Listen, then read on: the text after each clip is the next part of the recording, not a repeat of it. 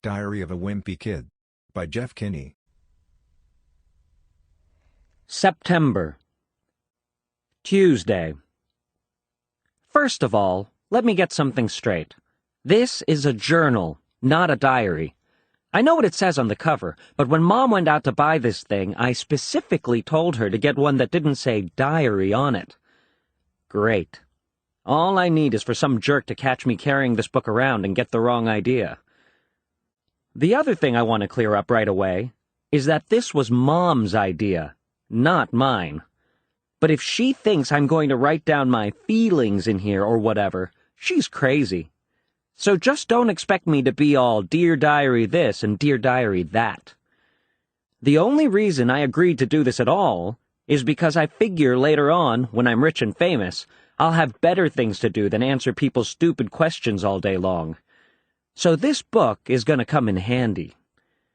Like I said, I'll be famous one day, but for now, I'm stuck in middle school with a bunch of morons. Let me just say for the record that I think middle school is the dumbest idea ever invented. You got kids like me who haven't hit their growth spurt yet, mixed in with these gorillas who need to shave twice a day. And then they wonder why bullying is such a big problem in middle school. If it was up to me, grade levels would be based on height, not age. But then again, I guess that would mean kids like Chirag Gupta would still be in the first grade. Today is the first day of school, and right now we're waiting around for the teacher to hurry up and finish the seating chart, so I figured I might as well write in this book to pass the time. By the way, let me give you some good advice. On the first day of school, you got to be real careful where you sit.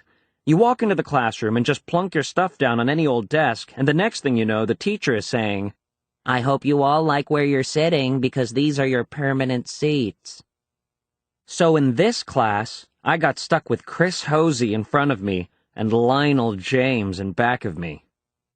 Jason Brill came in late and almost sat to my right, but luckily I stopped that from happening at the last second. Next period, I should just sit in the middle of a bunch of hot girls as soon as I step in the room. But I guess if I do that, it just proves I didn't learn anything from last year, 'cause I ended up passing notes that probably read, "Greg is a dork." Man, I don't know what is up with the girls these days. It used to be a whole lot simpler back in elementary school. The deal was, if you were the fastest runner in your class, you got all the girls. And in the 5th grade, the fastest runner was Ronnie McCoy. Nowadays, it's a whole lot more complicated.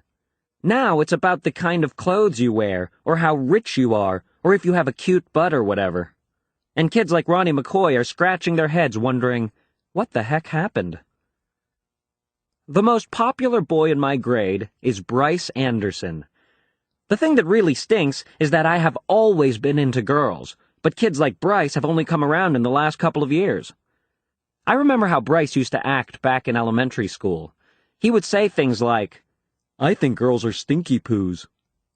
If I heard him, I would immediately say, "I don't think girls are stinky poos."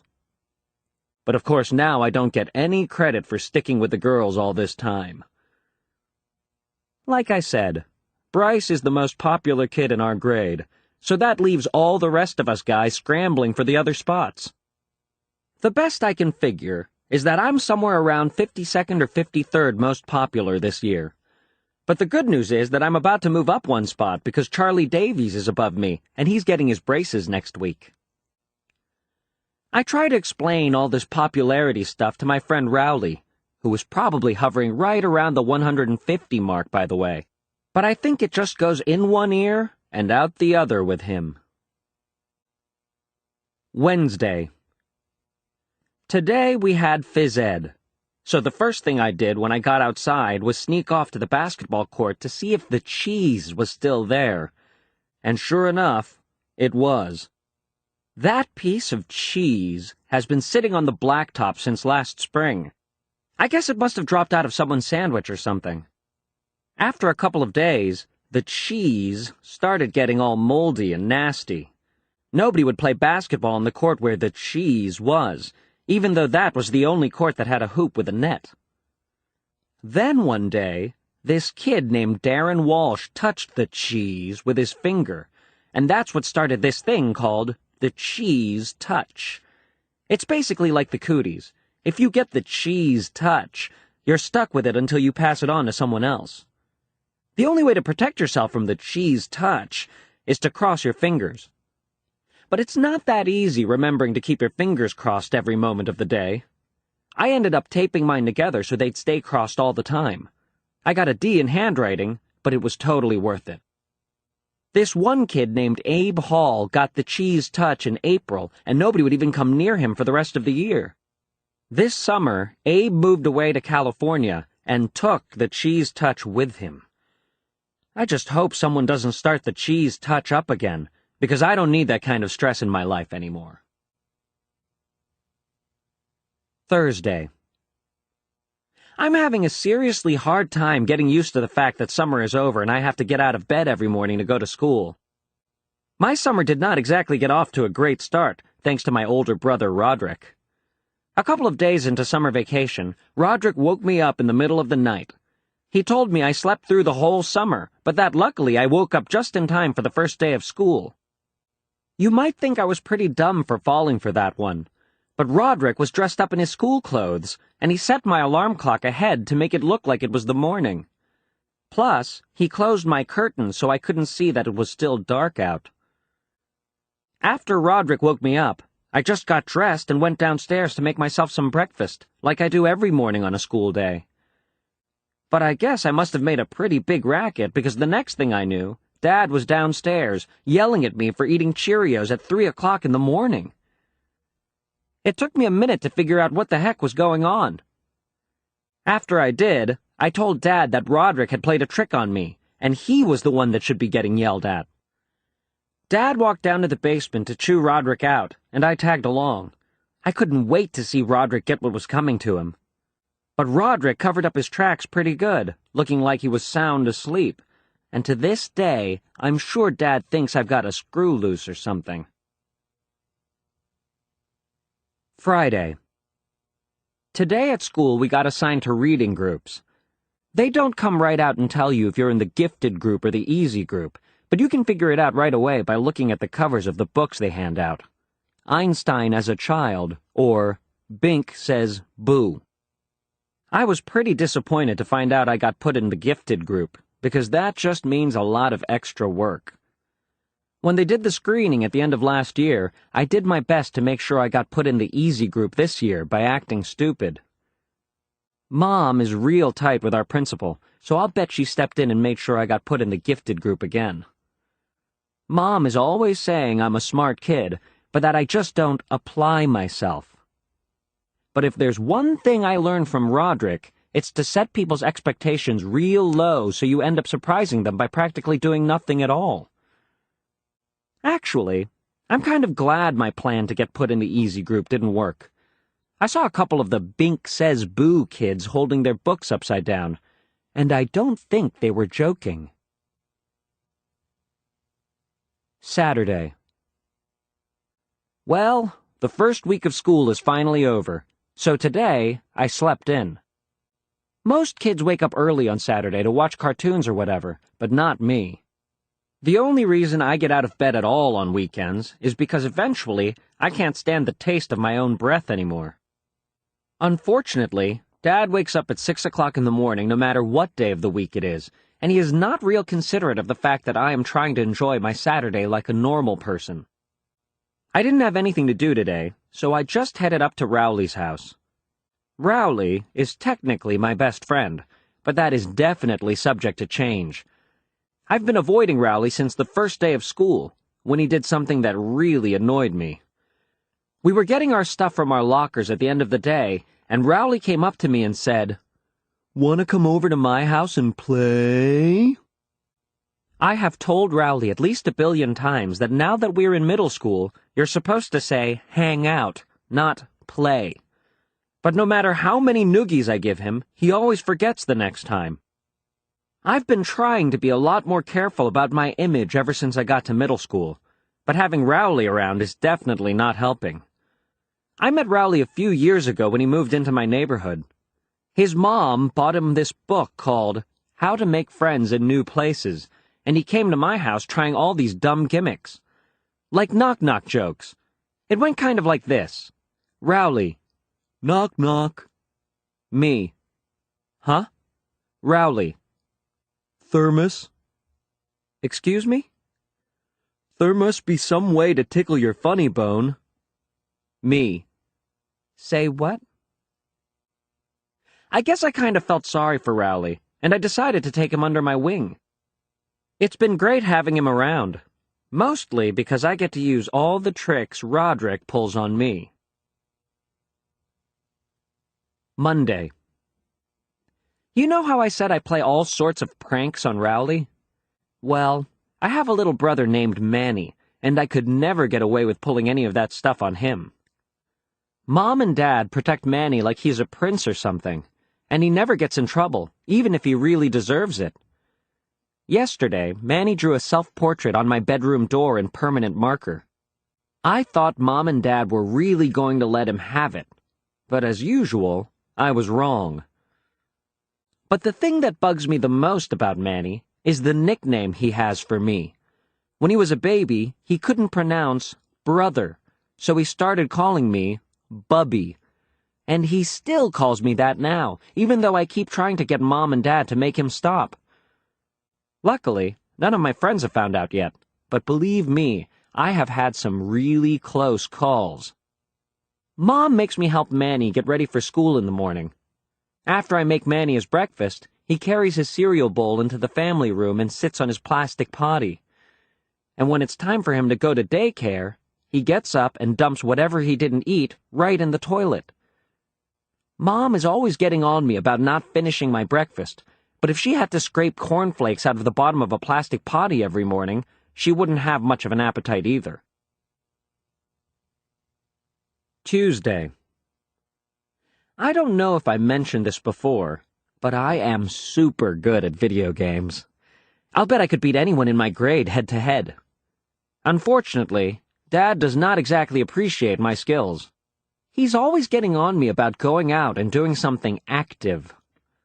So tonight after dinner, when Dad started hassling me about going outside, I tried to explain how with video games, you can play sports like football and soccer, and you don't even get all hot and sweaty. But as usual, Dad didn't see my logic. Dad is a pretty smart guy in general, but when it comes to common sense, sometimes I wonder about him. I'm sure Dad would dismantle my game system if he could figure out how to do it, but luckily, the people who make these things make them parent-proof. Every time Dad kicks me out of the house to do something sporty, I just go up to Rowley's and play my video games there.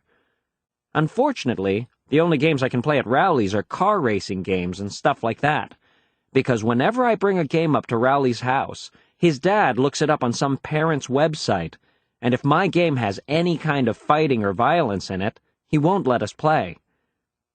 I'm getting a little sick of playing Formula One racing with Rowley, because he's not a serious gamer like me.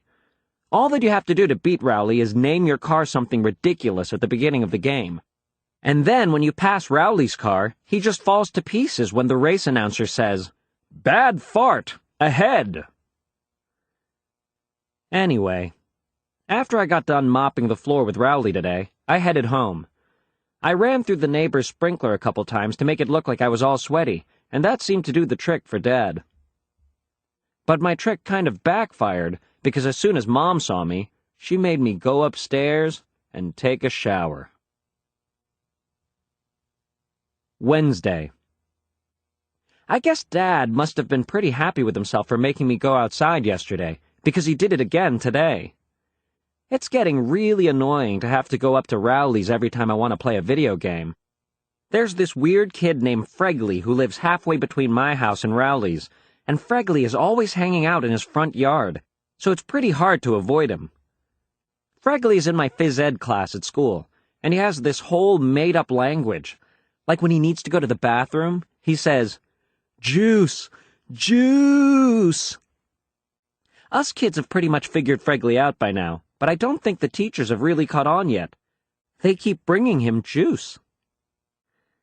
Today, I probably would have gone up to Rowley's on my own anyway, because my brother Roderick and his band were practicing down in the basement. Roderick's band is really awful, and I can't stand being home when they're having rehearsals. His band is called Loaded Diaper, only it's spelled L-O-D-E-D-D-I-P-E-R on Roderick's van. You might think he spelled it that way to make it look cooler, but I bet if you told Roderick how Loaded Diaper is really spelled, it would be news to him. Dad was against the idea of Roderick starting a band, but Mom was all for it. She's the one who bought Roderick his first drum set. I think Mom has this idea that we're all going to learn to play instruments and then become one of those family bands like you see on TV. Dad really hates heavy metal, and that's the kind of music Roderick and his band play. I don't think Mom really cares what Roderick plays or listens to, because to her, all music is the same. In fact, earlier today, Roderick was listening to one of his CDs in the family room, and Mom came in and started dancing. That really bugged Roderick, so he drove off to the store and came back 15 minutes later with some headphones. And that pretty much took care of the problem. Thursday. Yesterday, Roderick got a new heavy metal CD, and it had one of those parental warning stickers on it.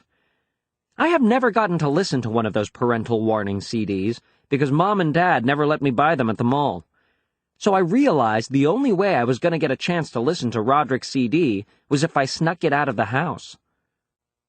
This morning, after Roderick left, I called up Rowley and told him to bring a CD player to school. Then I went down to Roderick's room and took the CD off his rack.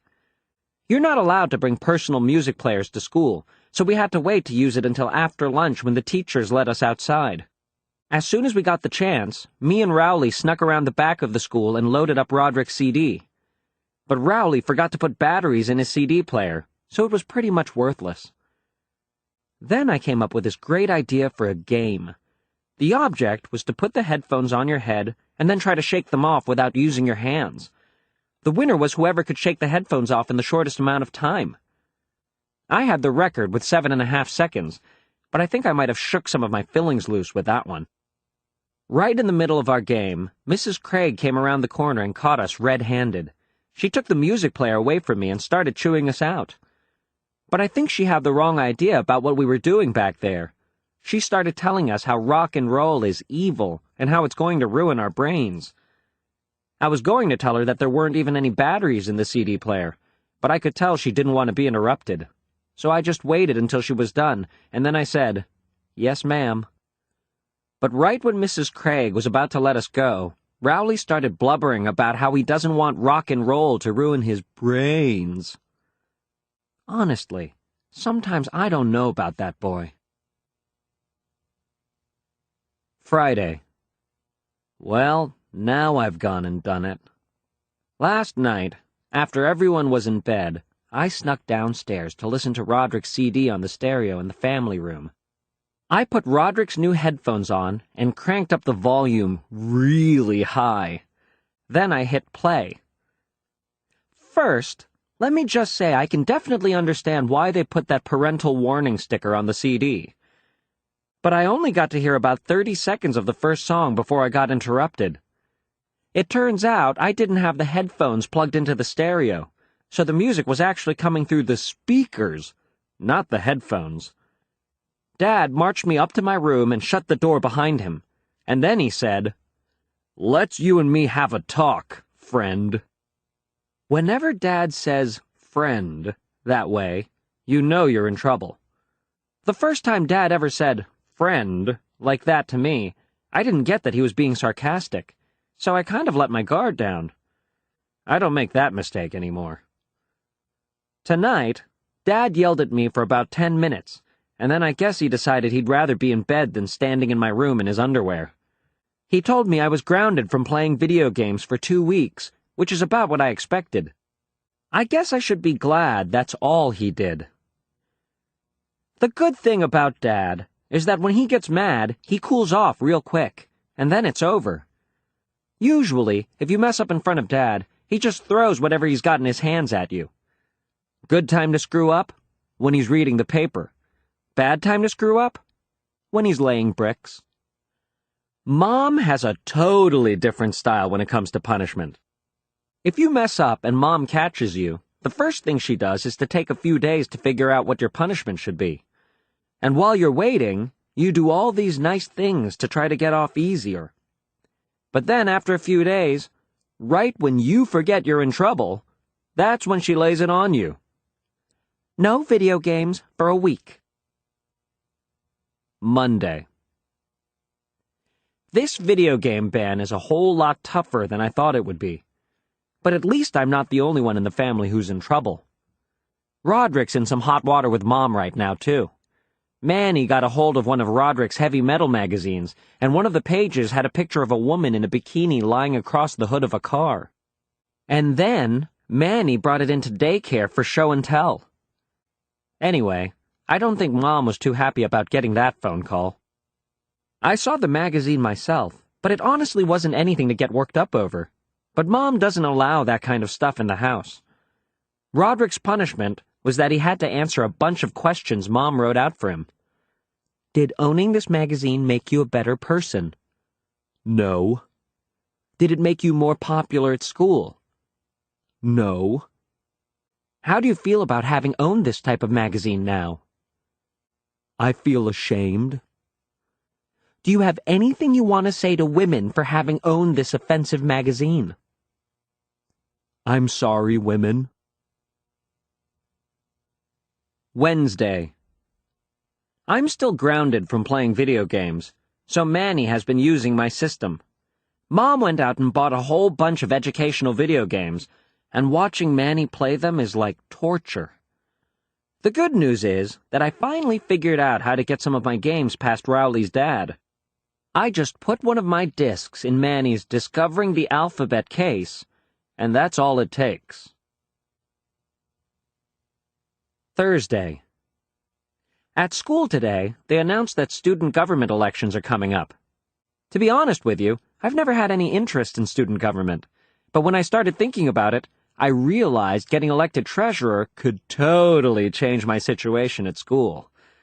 Nobody ever thinks about running for treasurer, because all anyone ever cares about are the big-ticket positions, like president and vice president. So I figure if I sign up tomorrow, the treasurer job is pretty much mine for the taking. Friday. Today I went and put my name on the list to run for treasurer. Unfortunately, this kid named Marty Porter is running for treasurer too, and he's real brainy at math. So this might not be as easy as I thought. I told Dad that I was running for student government, and he seemed pretty excited. It turns out he ran for student government when he was my age, and he actually won. Dad dug through some old boxes in the basement and found one of his campaign posters. I thought the poster idea was pretty good, so I asked Dad to drive me to the store to get some supplies. I loaded up on poster board and markers, and I spent the rest of the night making all my campaign stuff. So let's just hope these posters work. Monday. I brought my posters into school today, and I have to say, they came out pretty good.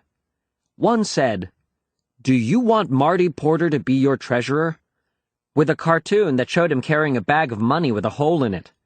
Hey, you're dropping all our money, you fool. Another said, "Remember in second grade how Marty Porter had head lice? Itch, itch. Do you really want him touching your money?" I started hanging my posters up as soon as I got in, but they were only up for about 3 minutes before Vice Principal Roy spotted them. Mr. Roy said you weren't allowed to write fabrications about the other candidates, so I told Mr. Roy that the thing about the head lice was true, and how it practically closed down the whole school when it happened. But he took down all my posters anyway. So today, Marty Porter was going around handing out lollipops to buy himself votes, while my posters were sitting at the bottom of Mr. Roy's trash can.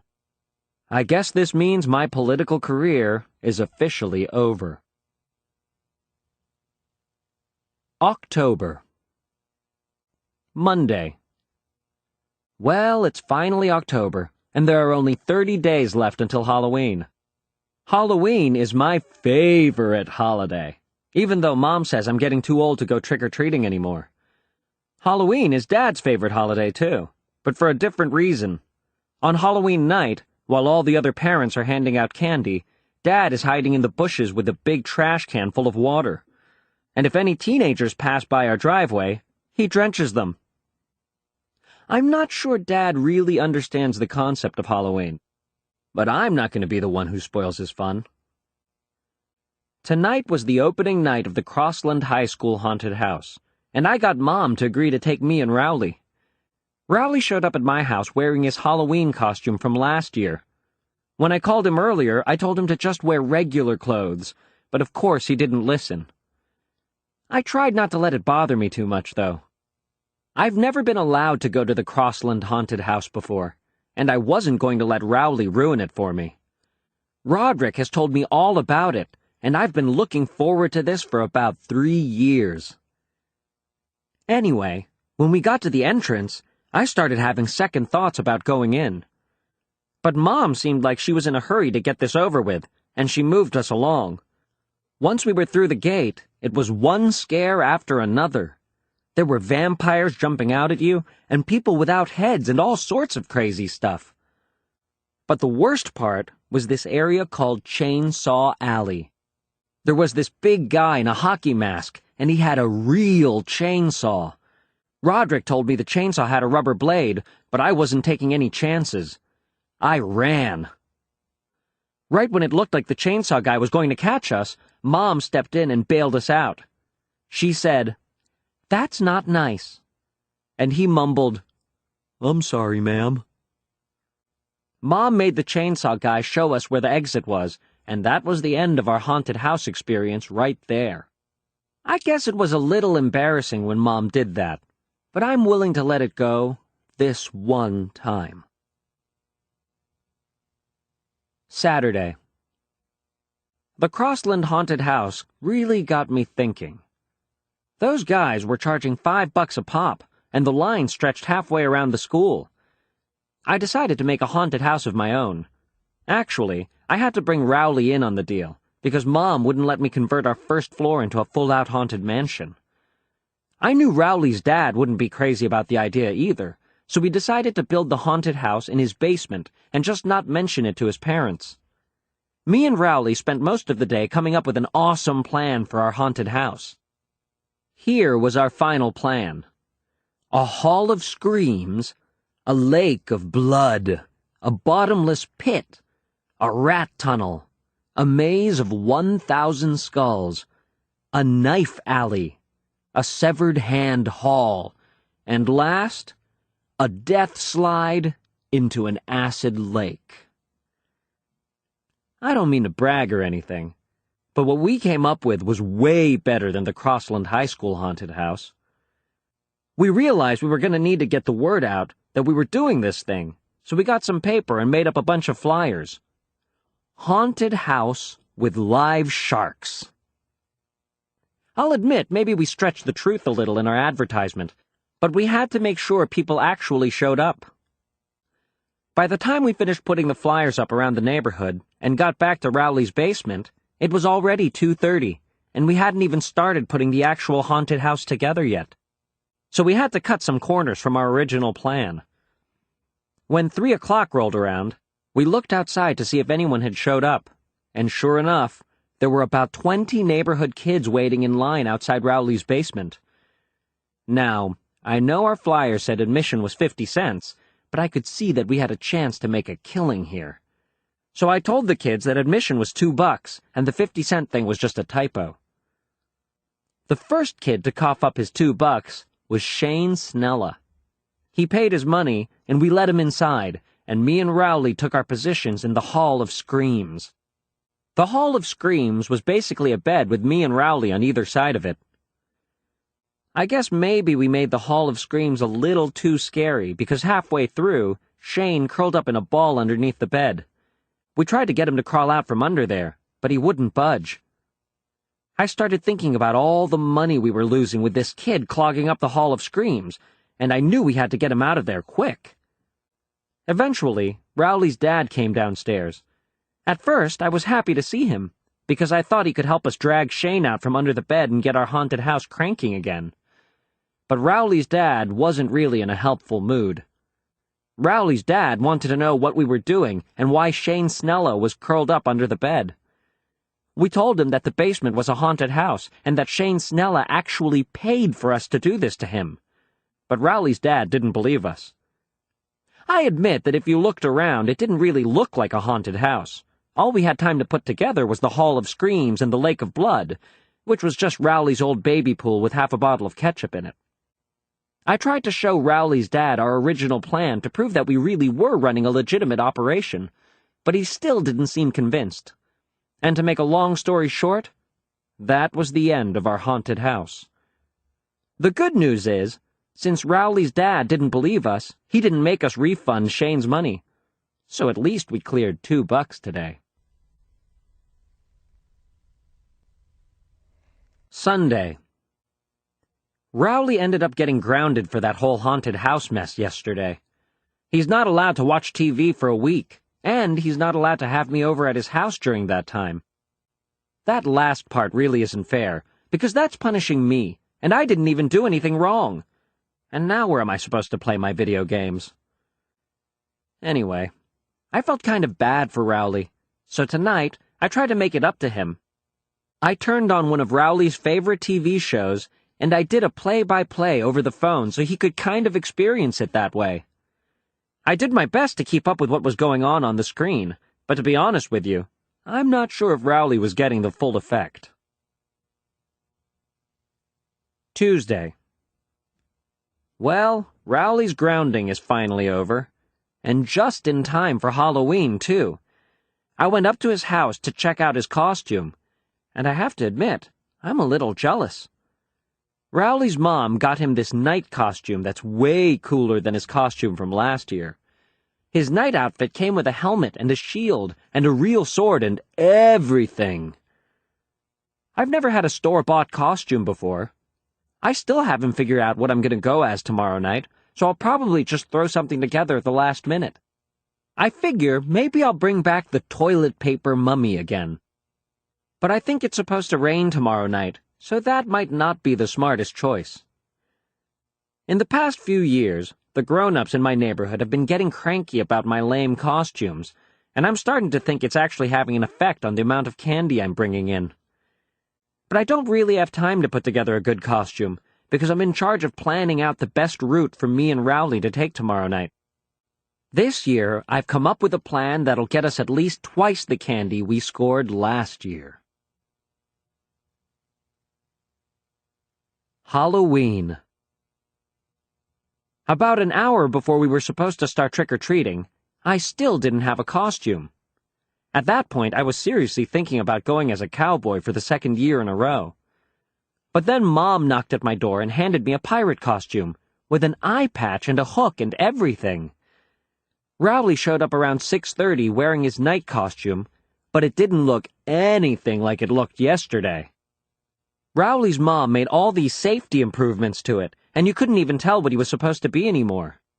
She cut out a big hole in the front of the helmet so he could see better, and covered him up in all this reflective tape. She made him wear his winter coat underneath everything, and she replaced his sword with a glow stick. I grabbed my pillowcase, and me and Rowley started to head out, but Mom stopped us before we could get out the door. She said, "I want you to take Manny with you." Man, I should have known there was a catch when Mom gave me that costume.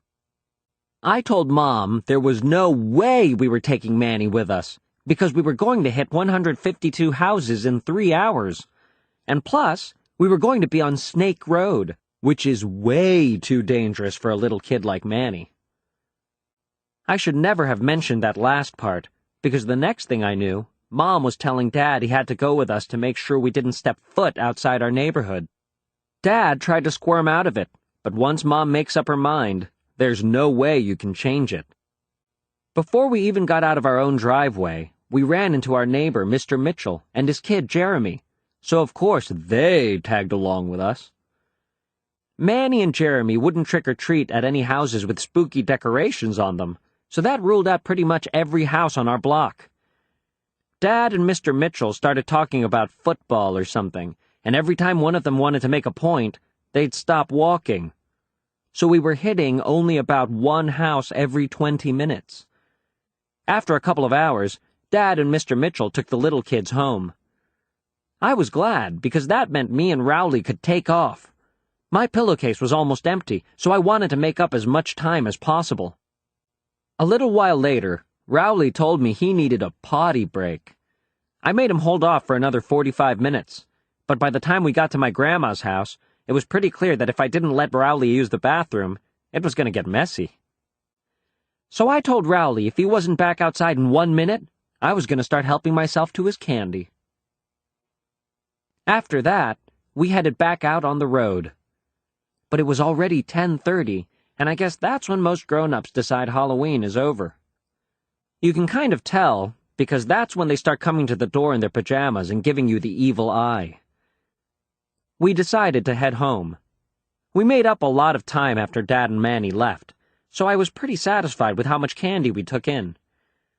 When we were halfway home, this pickup truck came roaring down the street with a bunch of high school kids in it. The kid in the back was holding a fire extinguisher, and when the truck passed by us, he opened fire. I have to give Rowley credit, because he blocked about 95% of the water with his shield, and if he hadn't done that, all our candy would have gotten soaked. When the truck drove away, I yelled out something that I regretted about 2 seconds later. It was, "We're calling the cops!" The driver slammed on the brakes and he turned his truck around. Me and Rowley started running, but those guys were right on our heels. The only place I could think of that was safe was Grandma's house, so we cut through a couple backyards to get there. Grandma was in bed already, but I knew she keeps a key under the mat on her front porch. Once we got inside, I looked out the window to see if those guys had followed us, and sure enough, they did. I tried to trick them into leaving by shouting, "Well, I guess now that we're safe in our own house, you can't get us." But they wouldn't budge. After a while, we realized the teenagers were going to wait us out, so we decided we were just going to have to spend the night at Grandma's. That's when we started getting cocky, making monkey noises at the teenagers and whatnot. Well, at least I was making monkey noises. Rowley was kind of making owl noises, but I guess it was the same general idea. I called Mom to tell her we were going to crash at Grandma's for the night, but Mom sounded really mad on the phone. She said it was a school night and that we had to get home right that instant, so that meant we were going to have to make a run for it. I looked out the window, and this time I didn't see the truck, but I knew those guys were hiding somewhere and were just trying to draw us out. So we snuck out the back door, hopped over Grandma's fence, and ran all the way to Snake Road. I figured our chances were better there because there aren't any streetlights. Snake Road is scary enough on its own without having a truckload of teenagers hunting you down. Every time we saw a car coming, we dove into the bushes. It must have taken us a half hour to go 100 yards. But believe it or not, we made it all the way home without getting caught. Neither one of us let our guard down until we got to my driveway. Ah, we sighed. But right then, there was this awful scream, and we saw a big wave of water coming toward us. Splash! Man, I forgot all about Dad, and we totally paid the price for it. When me and Rowley got inside, we laid out all our candy on the kitchen table. The only things we could salvage were a couple of mints that were wrapped in cellophane, and the toothbrushes Dr. Garrison gave us. I think next Halloween I'll just stay home and mooch some Butterfingers from the bowl Mom keeps on top of the refrigerator. November. Thursday. On the bus ride into school today, we passed by Grandma's house. It got rolled with toilet paper last night, which I guess was no big surprise. I do feel a little bad, because it looked like it was going to take a long time to clean up. But on the bright side, Grandma's retired, so she probably didn't have anything planned for today anyway. Wednesday. In third period, Mr. Underwood, our phys ed teacher announced that the boys will be doing a wrestling unit for the next 6 weeks. If there's one thing most boys in my school are into, it's professional wrestling. So Mr. Underwood might as well have set off a bomb. Lunch comes right after phys ed, and the cafeteria was a complete madhouse as we practiced our moves. I don't know what the school is thinking having a wrestling unit. But I decided, if I don't want to get twisted into a pretzel for the next month and a half, I'd better do my homework on this wrestling business.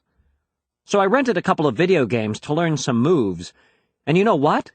After a while, I was really starting to get the hang of it, practicing on Rowley. In fact, the other kids in my class had better look out, because if I keep this up, I could be a real threat. Then again, I better make sure I don't get too good. This kid named Preston Mudd got named Athlete of the Month for being the best player in the basketball unit, so they put his picture up in the hallway. It read, P. Mudd, Athlete of the Month. It took people about 5 seconds to realize how P. Mudd sounded when you said it out loud, and after that, it was all over for Preston. Thursday. Well, I found out today that the kind of wrestling Mr. Underwood is teaching is completely different from the kind they do on TV. First of all, we have to wear these things called singlets, which look like those bathing suits they used to wear in the 1800s. And second of all, there are no pile drivers or hitting people over the heads with chairs or anything like that. There's not even a ring with ropes around it. It's just basically a sweaty mat that smells like it's never been washed before. Mr. Underwood started asking for volunteers so he could demonstrate some wrestling holds, but there was no way I was going to raise my hand. Me and Rowley tried to hide out in the back of the gym near the curtain, but that's where the girls were doing their gymnastics unit. We got out of there in a hurry, and we went back to where the rest of the guys were. Mr. Underwood singled me out, probably because I'm the lightest kid in the class, and he could toss me around without straining himself. He showed everybody how to do all these things called a half Nelson, and a reversal, and a takedown, and stuff like that. When he was doing this one move called the fireman's carry, I felt a breeze down below, and I could tell my singlet wasn't doing a good job keeping me covered up. That's when I thanked my lucky stars the girls were on the other side of the gym. Mr. Underwood divided us up into weight groups. I was pretty happy about that at first, because it meant I wasn't going to have to wrestle kids like Benny Wells, who can bench press 250 pounds.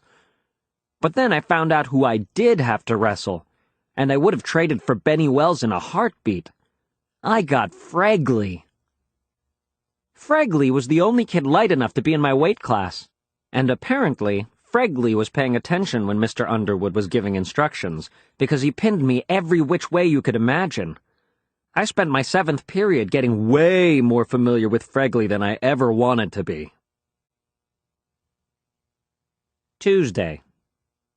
This wrestling unit has totally turned our school upside down.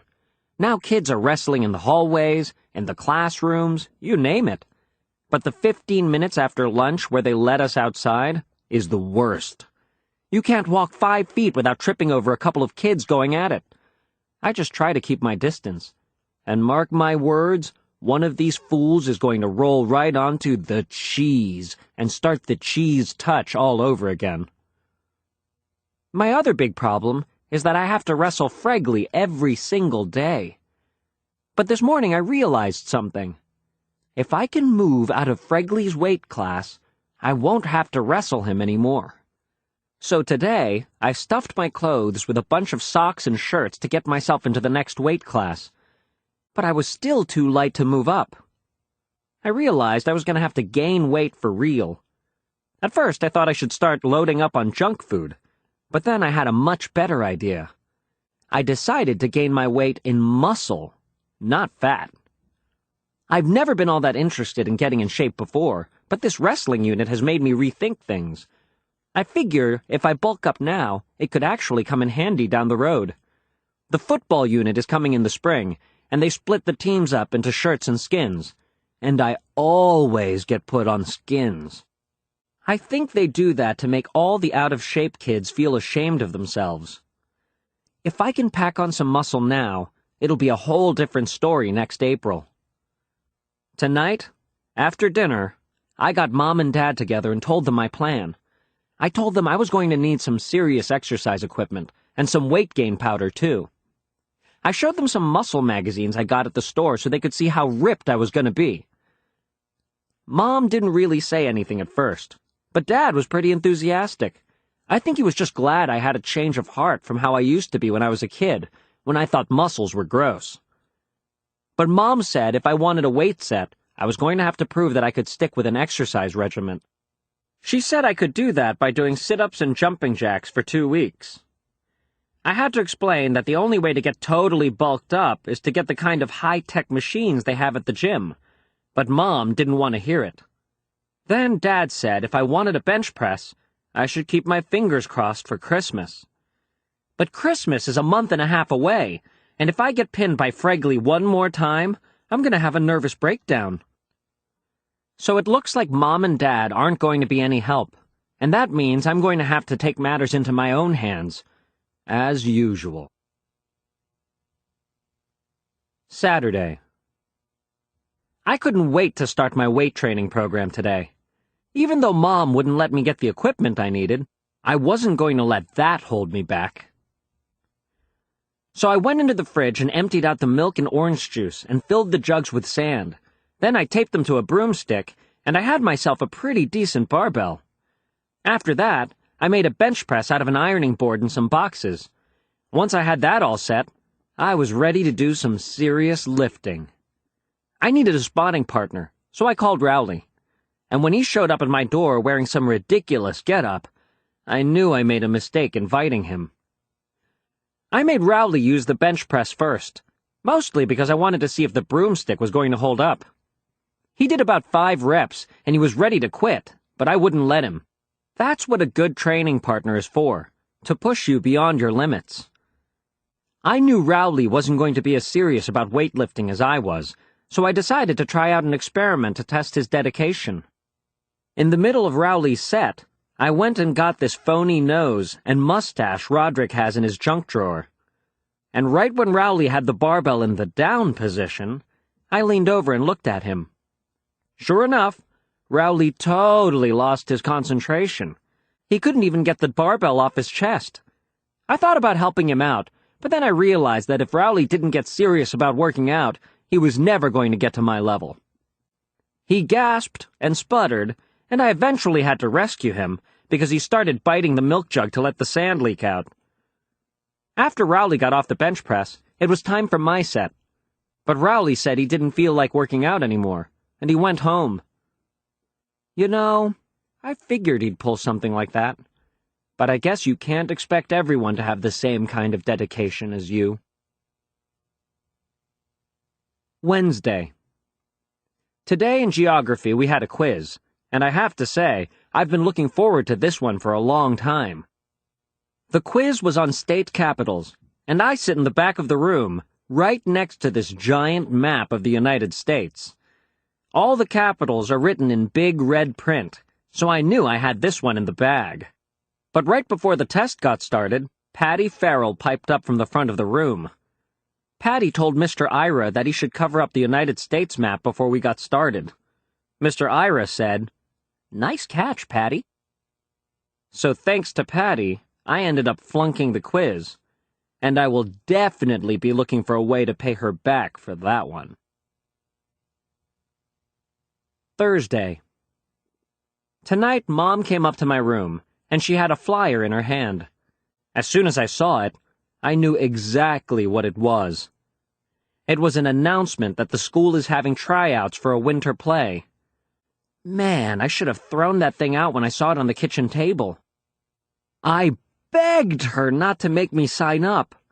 Those school plays are always musicals, and the last thing I need is to have to sing a solo in front of the whole school.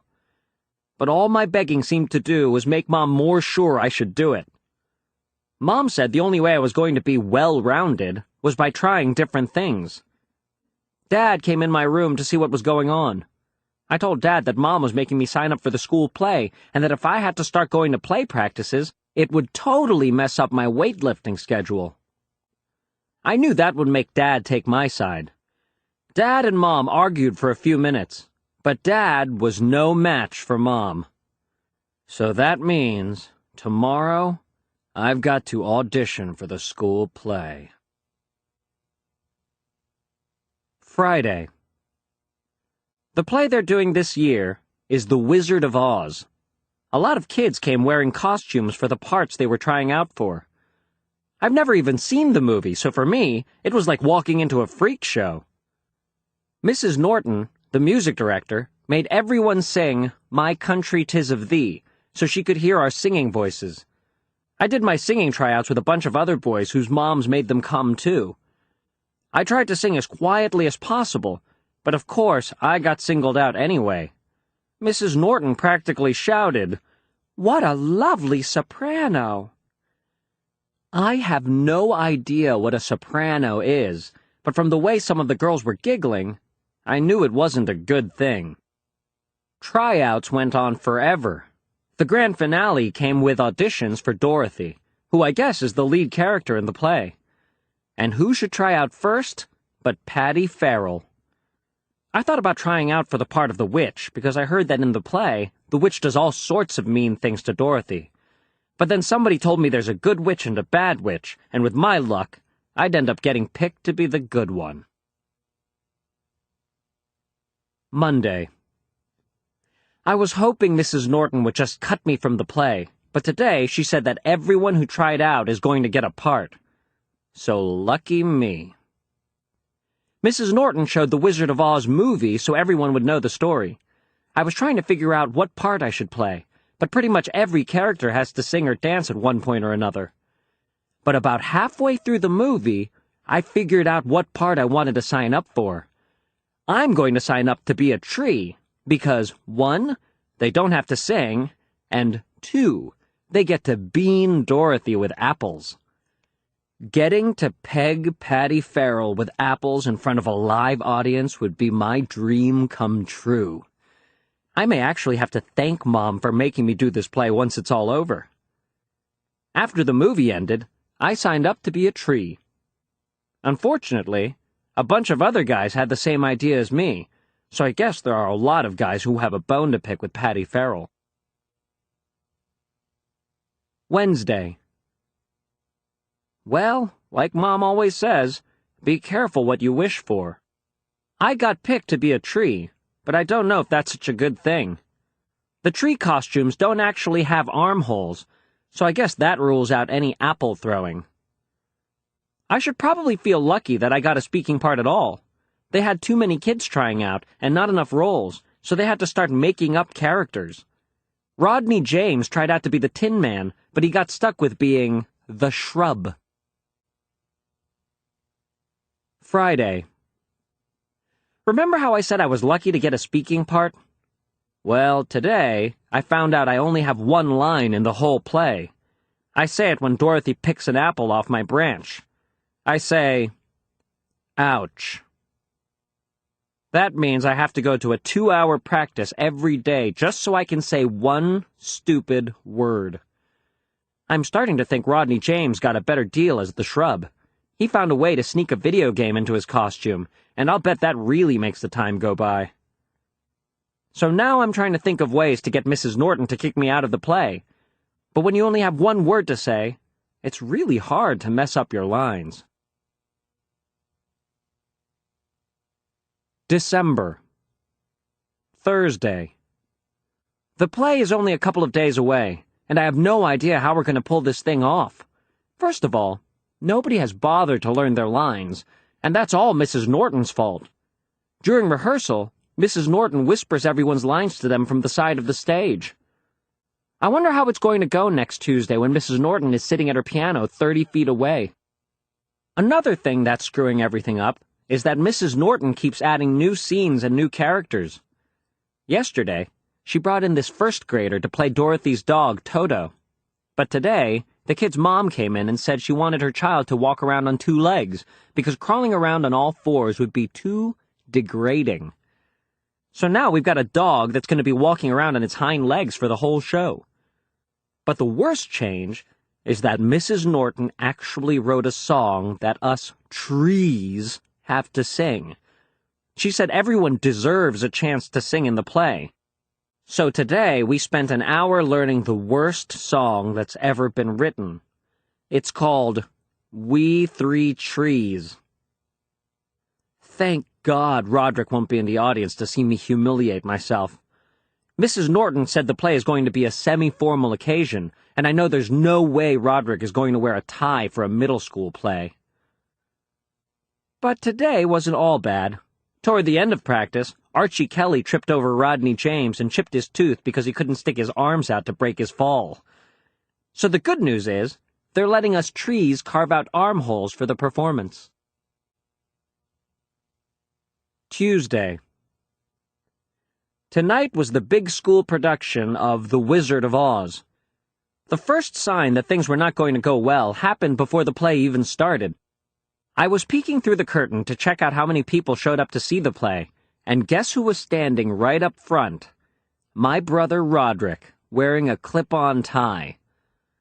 He must have found out I was singing, and he couldn't resist the chance to see me embarrass myself. The play was supposed to start at 8 o'clock, but it got delayed because Rodney James had stage fright. You'd figure that someone whose job it was to sit on the stage and do nothing could just suck it up for one performance. But Rodney wouldn't budge, and eventually, his mom had to carry him off. The play finally got started around 8:30. Nobody could remember their lines, just like I predicted, but Mrs. Norton kept things moving along with her piano. The kid who played Toto brought a stool and a pile of comic books onto the stage, and that totally ruined the whole dog effect. When it was time for the forest scene, me and the other trees hopped into our positions. The curtains rose, and when they did, I heard Manny's voice. "Bubby!" he cried. Great. I have been able to keep that nickname quiet for 5 years, and now all of a sudden, the whole town knew it. I could feel about 300 pairs of eyeballs pointed my way. So I did some quick ad-libbing, and I was able to deflect the embarrassment over to Archie Kelly by loudly stating, "I think you dropped an apple, Bubby."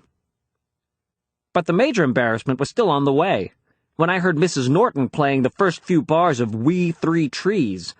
I felt my stomach jump. I looked out at the audience, and I noticed Roderick was holding a video camera. I knew that if I sang the song and Roderick recorded it, he would keep the tape forever and use it to humiliate me for the rest of my life. I didn't know what to do, so when the time came to start singing, I just kept my mouth shut. The other two trees sang, "We three trees from yonder glen."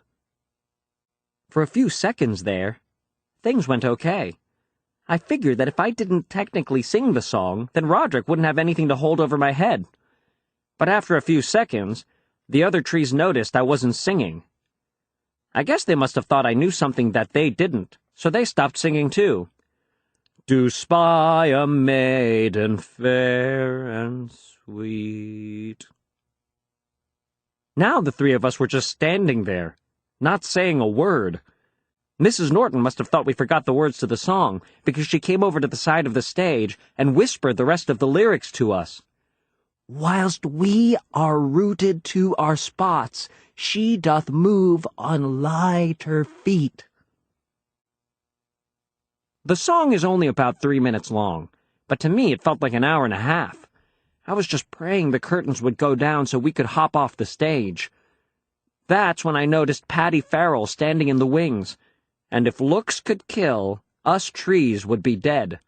She probably thought we were ruining her chances of making it to Broadway or something.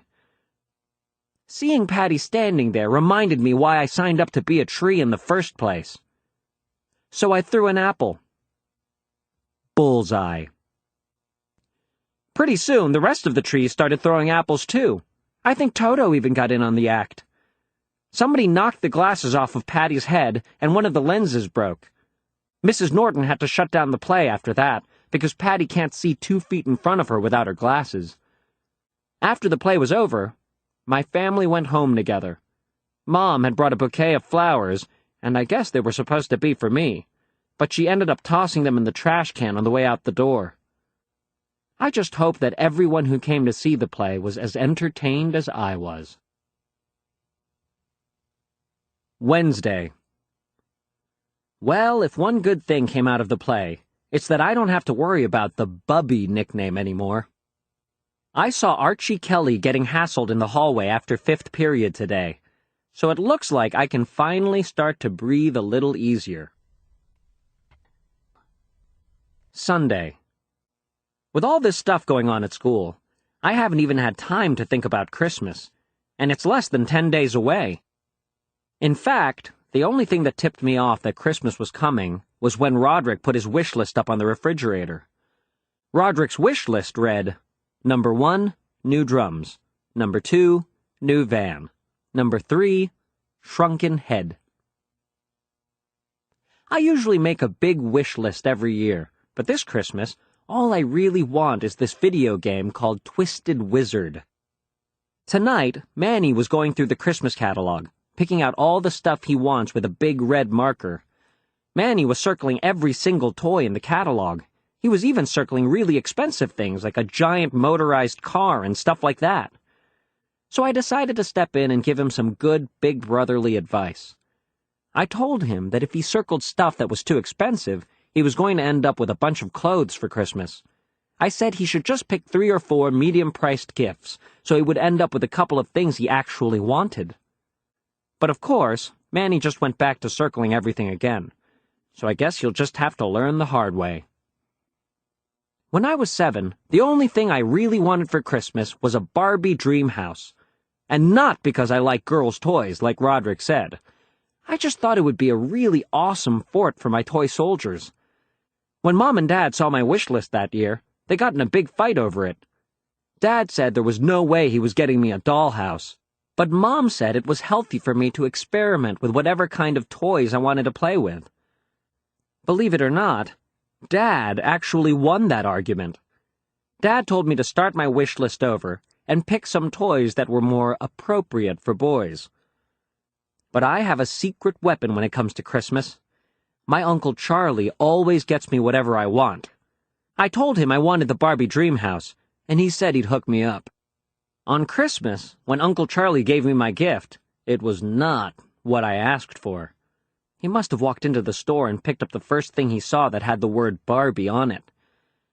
So if you ever see a picture of me where I'm holding a beach fun Barbie, now at least you know the whole story. Dad wasn't really happy when he saw what Uncle Charlie got me.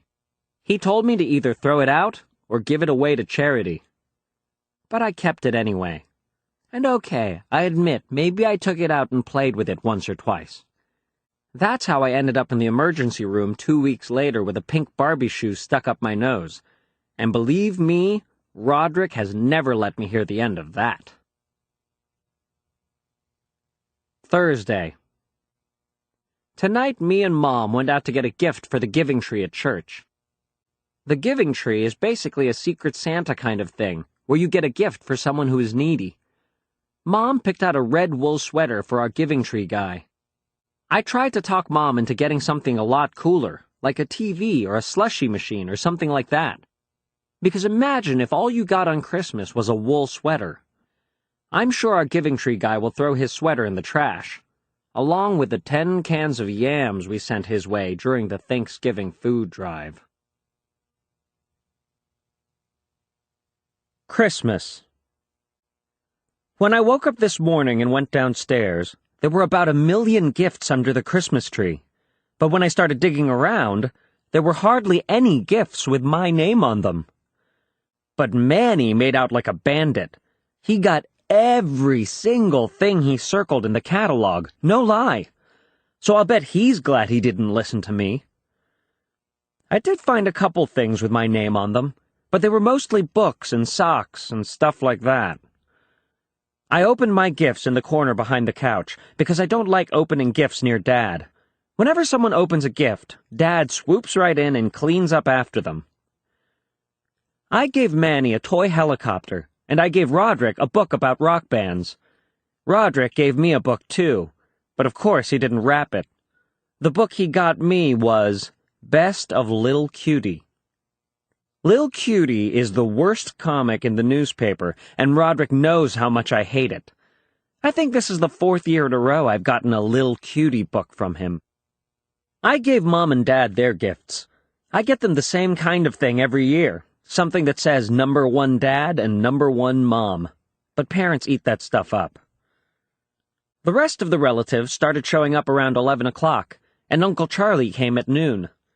Uncle Charlie brought a big trash bag full of gifts, and he pulled my present out of the top of the bag. The package was the exact right size and shape to be a Twisted Wizard game, so I knew Uncle Charlie came through for me. Mom got the camera ready, and I tore open my gift. But it was just an 8x10 picture of Uncle Charlie. I guess I didn't do a good job of hiding my disappointment, and Mom got mad. All I can say is, I'm glad I'm still a kid, because if I had to act happy about the kinds of lame gifts grown-ups get, I don't think I could pull it off. I went up to my room to take a break for a while. A couple minutes later, Dad knocked on my door. He told me he had my gift for me out in the garage, and the reason it was out there was because it was too big to wrap. And when I walked down to the garage, there was a brand new weight set. That thing must have cost a fortune. I didn't have the heart to tell Dad that I kind of lost interest in the whole weightlifting thing when the wrestling unit ended last week. So I just said, thanks, instead. I think Dad was expecting me to drop down and start doing some reps or something, but I just excused myself and went back inside. At about 6 o'clock, all the relatives cleared out. I was sitting on the couch, watching Manny play with his toys, feeling pretty sorry for myself. Then Mom came up to me and said that she found a gift behind the piano with my name on it, and it said, "From Santa."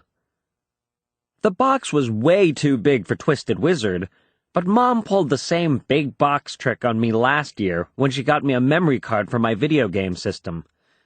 So I ripped open the package and pulled out my present. Only this wasn't Twisted Wizard either. It was a giant red wool sweater. At first, I thought Mom was playing some kind of practical joke on me, because this sweater was the same kind we bought for our Giving Tree guy. But Mom seemed pretty confused, too. She said she did buy me a video game, and that she had no idea what the sweater was doing in my box. And then I figured it out. I told Mom there must have been some kind of mix-up, and I got the Giving Tree guy's gift, and he got mine. Mom said she used the same kind of wrapping paper for both of our gifts, so she must have written the wrong names on the tags. But then Mom said that this was really a good thing, because the Giving Tree guy was probably really happy he got such a great gift. I had to explain that you need a game system and a TV to play Twisted Wizard, so the game was totally useless to him. Even though my Christmas was not going that great, I'm sure it was going a whole lot worse for the Giving Tree guy. I kind of decided to throw in the towel for this Christmas, and I headed up to Rowley's house. I forgot to get a gift for Rowley, so I just slapped a bow on the Lil Cutie book Roderick gave me.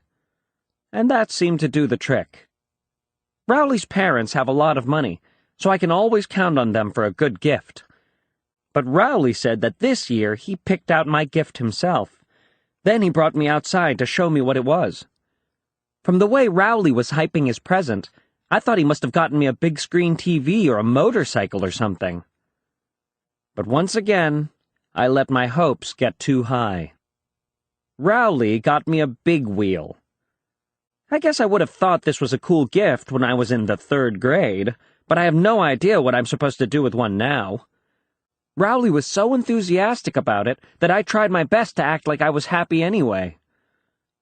We went back inside, and Rowley showed me his Christmas loot. He sure got a lot more stuff than I did. He even got Twisted Wizard, so at least I can play it when I come up to his house.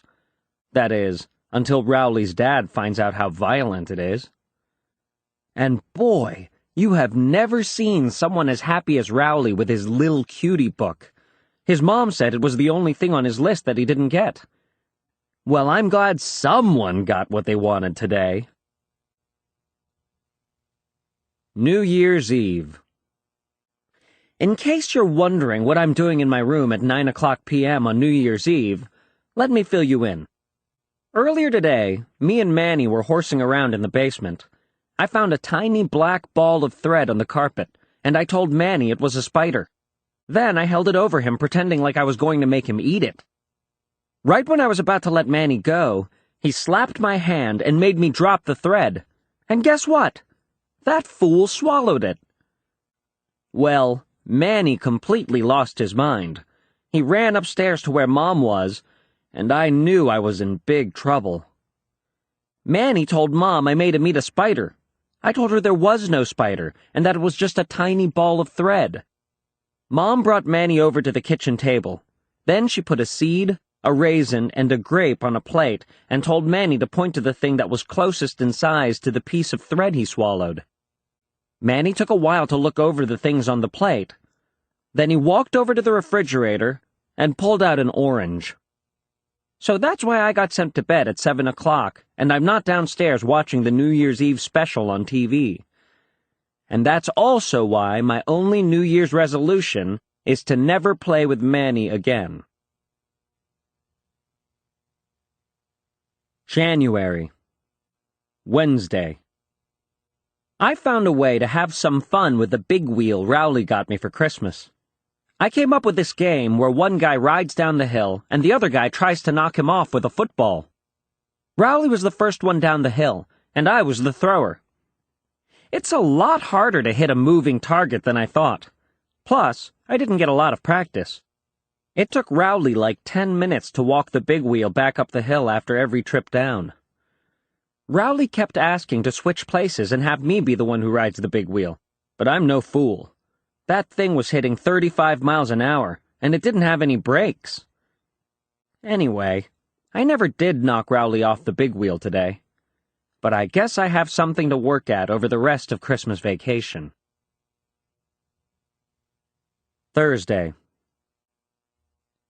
I was heading up to Rowley's today to play our big wheel game again, but Mom said I had to finish my Christmas thank yous before I went out anywhere. I thought I could just crank out my thank you cards in a half hour, but when it came to actually writing them, my mind went blank. Let me tell you, it's not easy writing thank you notes for stuff you didn't want in the first place. I started with the non-clothes items because I thought they'd be easiest, but after 2 or 3 cards, I realized I was practically writing the same thing every time. So I wrote up a general form on the computer with blanks for the things that needed to change. Writing the cards from there was a breeze. Dear Aunt Lydia, thank you so much for the awesome encyclopedia. How did you know I wanted that for Christmas? I love the way the encyclopedia looks on my shelf. All my friends will be so jealous that I have my very own encyclopedia. Thank you for making this the best Christmas ever. Sincerely, Greg. My system worked out pretty well for the first couple of gifts, but after that, not so much. Dear Aunt Loretta, thank you so much for the awesome pants. How did you know I wanted that for Christmas?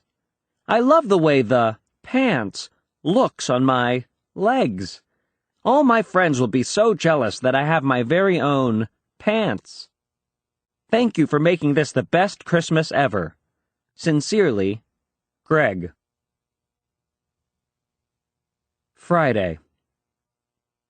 I finally knocked Rowley off the big wheel today, but it didn't happen the way I expected.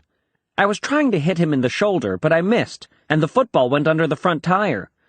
Rowley tried to break his fall by sticking out his arms, but he landed pretty hard on his left hand. I figured he'd just shake it off and get right back on the bike, but he didn't.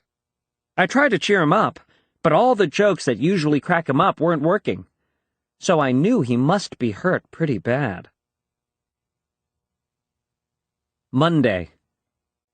Christmas vacation is over, and now we're back at school.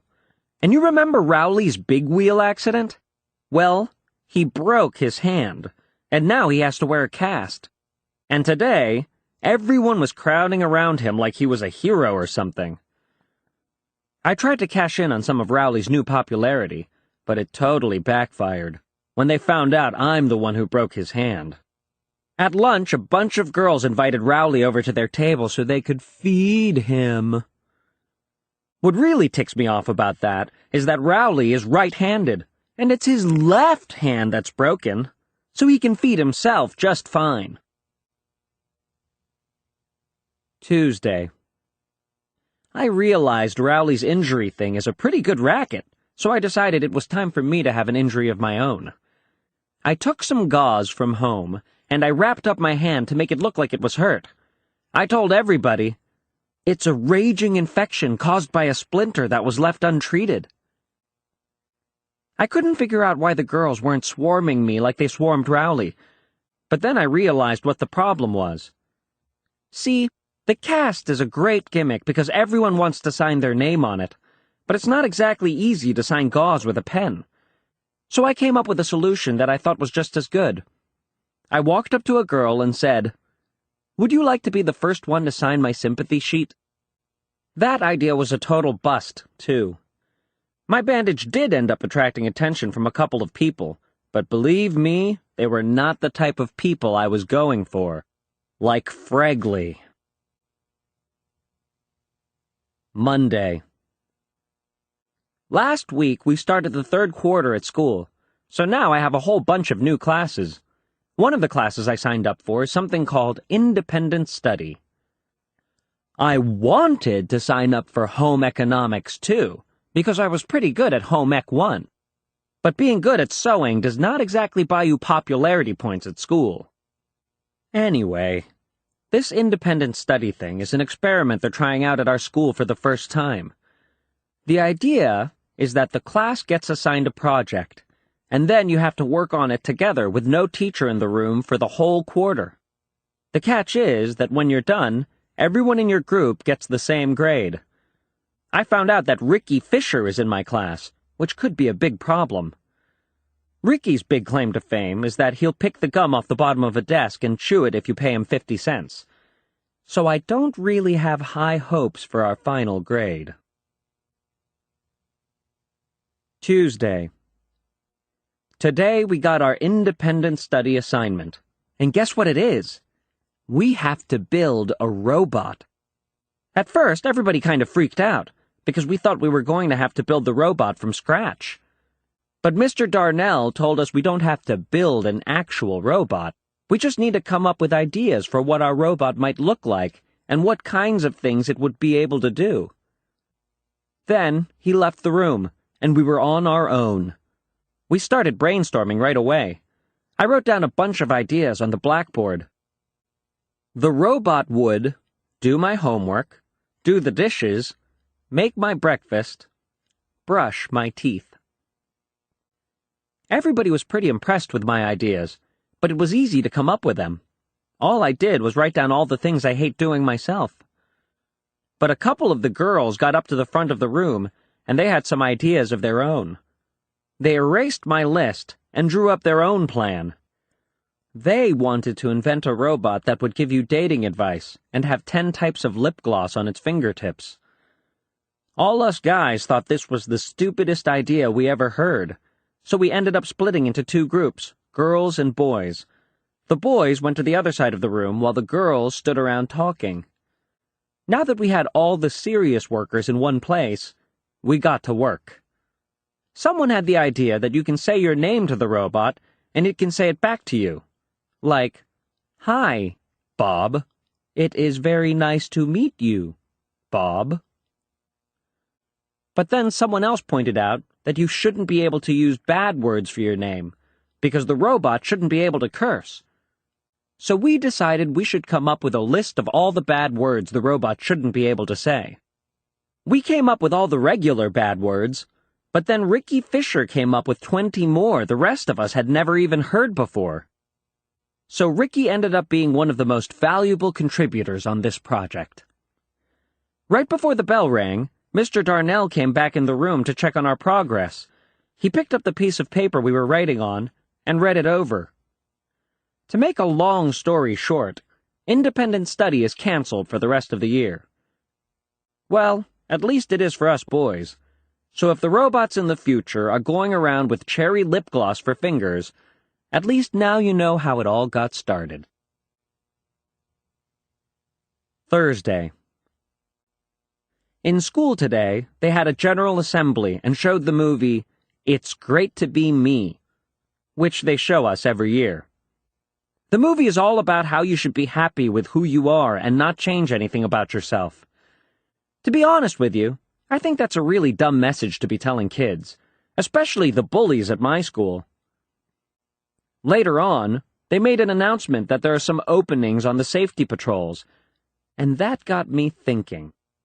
If someone picks on a safety patrol, it can get them suspended. The way I figure it, I can use any extra protection I can get. Plus, I realized that maybe being in a position of authority could be good for me. I went down to Mr. Winsky's office and signed myself up, and I got Rowley to sign up too. I thought Mr. Winsky would make us do a bunch of chin-ups or jumping jacks or something to prove we were up for the job, but he just handed us our belts and badges on the spot. Mr. Winsky said the openings were for a special assignment. Our school is right next to the elementary school, and they've got a half-day kindergarten there. He wants us to walk the morning session kids home in the middle of the day. I realized that meant we would miss 20 minutes of pre-algebra. Rowley must have figured that out too, because he started to speak up, but I gave him a wicked pinch underneath the desk before he could finish his sentence. I couldn't believe my luck. I was getting instant bully protection and a free pass from half of pre-algebra, and I didn't even have to lift a finger. Tuesday. Today was our first day as safety patrols. Me and Rowley don't technically have stations like all the other patrols, so that means we don't have to stand out in the freezing cold for an hour before school. But that didn't stop us from coming to the cafeteria for the free hot chocolate they hand out to the other patrols before homeroom. Another great perk is that you get to show up 10 minutes late for first period. I'm telling you, I've got it made with this safety patrol thing. At 12:15, me and Rowley left school and walked the kindergartners home. The whole trip ate up 45 minutes, and there were only 20 minutes of pre-algebra left when we got back. Walking the kids home was no sweat, but one of the kindergartners started to smell a little funny, and I think maybe he had an accident in his pants. He tried to let me know about it, but I just stared straight ahead and kept walking. I'll take these kids home, but believe me, I didn't sign up for any diaper duty. February. Wednesday. Today it snowed for the first time this winter, and school was canceled.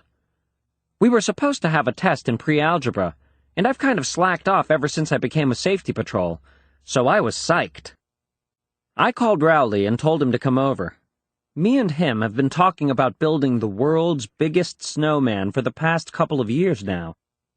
And when I say the world's biggest snowman, I'm not kidding. Our goal is to get into the Guinness Book of World Records. But every time we've gotten serious about going for the record, all the snow has melted, and we've missed our window of opportunity.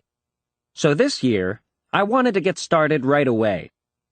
When Rowley came over, we started rolling the first snowball to make the base. I figured the base was going to have to be at least 8 feet tall on its own if we wanted to have a shot at breaking the record.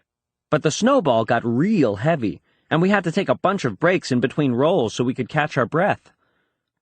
During one of our breaks, Mom came outside to go to the grocery store, but our snowball was blocking her car in. So we got a little free labor out of her. After our break, me and Rowley pushed that snowball until we couldn't push it any farther. But when we looked behind us, we saw the mess we had made. The snowball had gotten so heavy that it tore up all the sod Dad had just laid down this fall. I was hoping it would snow a few more inches and cover up our tracks, but just like that, it stopped snowing. Our plan to build the world's biggest snowman was starting to fall apart. So I came up with a better idea for our snowball. Every time it snows, the kids from Worley Street use our hill for sledding, even though this isn't their neighborhood. So tomorrow morning, when the Whirly Street kids come marching up our hill, me and Rowley are going to teach those guys a lesson. Thursday. When I woke up this morning, the snow was already starting to melt, so I told Rowley to hurry up and get down to my house. While I was waiting for Rowley to show up, I watched Manny trying to build a snowman out of the piddly crumbs of snow that were left over from our snowball. It was actually kind of pathetic. I really couldn't help doing what I did next. Unfortunately for me, right at that moment, Dad was at the front window. I kicked the head off Rowley's snowman. Dad was already mad at me for tearing up the sod, so I knew I was in for it. I heard the garage door open, and I saw Dad coming outside. He marched right out, carrying a snow shovel, and I thought I was going to have to make a run for it. But Dad was heading for my snowball, not me, and in less than a minute, he reduced all our hard work to nothing. Rowley came by a few minutes later. I thought he might actually get a kick out of what happened. But I guess he had his heart set on rolling that snowball down the hill, and he was really mad. But get this, Rowley was mad at me for what Dad did. I told Rowley he was being a big baby, and we got in a shoving match. Right when it looked like we were going to get in an all-out fight, we got ambushed from the street by 1,000 snowballs. It was a hit-and-run by the Whirly Street kids. And if Mrs. Levine, my English teacher, was there, I'm sure she would have said the whole situation was ironic. Wednesday. Today at school they announced there's an opening for the cartoonist job in the school paper. There's only one comic slot, and up until now this kid named Brian Little has been hogging it all to himself. Brian has this comic called Wacky Dog, and when it started off, it was actually pretty funny. But lately, Brian's been using his strip to handle his personal business. I guess that's why they gave him the axe. His last one went like this. Hey, Wacky Dog, say something funny. Actually, I have something serious on my mind today. Susan Lim, if you are reading this, Brian is very sorry he kissed your best friend Rachel behind the lockers. He hopes you can find it in your heart to forgive him. P.S. Barry Palmer, you still owe Brian $5, you bum. As soon as I heard the news, I knew I had to try out. Wacky Dog made Brian Little a celebrity at our school, and I wanted to get in on some of that kind of fame. I had a taste of what it's like to be famous at my school when I won honorable mention in this anti-smoking contest they had. All I did was trace a picture from one of Roderick's heavy metal magazines and write on it, "Don't smoke or you'll look like me." But luckily, no one ever found out. The kid who won first place is named Chris Carney, and what kind of ticks me off is that Chris smokes at least a pack of cigarettes a day. Thursday. Me and Rowley decided to team up and do a cartoon together. So after school today, he came over to my house and we got to work. We banged out a bunch of characters real quick, but that turned out to be the easy part. When we tried to think up some jokes, we kind of hit a wall. I finally came up with a good solution. I made up a cartoon where the punchline of every strip is, "Zoo-wee, Mama." That way, we wouldn't get bogged down with having to write actual jokes, and we could concentrate on the pictures. For the first couple of strips, I did the writing and drew the characters, and Rowley drew the boxes around the pictures. One kid says, "Step on a crack, break your mama's back." The other kid says, "Yeah, right," and steps on the crack. Then a doctor says, "Hey, Timmy, your mother slipped on a banana peel, and P.S., she is dead." And Timmy says, "Zoo-wee, Mama." Rowley started complaining that he didn't have enough to do, so I let him write a few of the strips. But to be honest with you, there was a pretty obvious drop in quality once Rowley started doing the writing. There's a kid waiting in line. I have been waiting 3 hours to get a hamburger. He gets to the counter. Finally, 1 hamburger, please. The cashier says, "I'm sorry, sir. We are all sold out. Zoo-wee, Mama! Eventually, I got kind of sick of the zoo-wee mama idea, and I pretty much let Rowley take over the whole operation. And believe it or not, Rowley's drawing skills are worse than his writing skills. I told Rowley maybe we should just come up with some new ideas, but he just wanted to keep writing zoo-wee mamas. Then he packed up his comics and went home, which was fine by me. I don't really want to be partnered up with a kid who doesn't draw noses anyway. Friday. After Rowley left yesterday, I really got to work on some comics. I came up with this character called Creighton the Cretin, and I got on a roll. Creighton the Cretin, by Greg Heffley. Hi, my name is Creighton. No, it isn't. Your name is Stuart Pidd. Oops. Hi, I'm Stu Pidd. I must have banged out 20 strips, and I didn't even break a sweat. I wonder what is in this cute little box. That's not a box. It's a brick, you dumb moron. Oops, I have been trying to open it all day.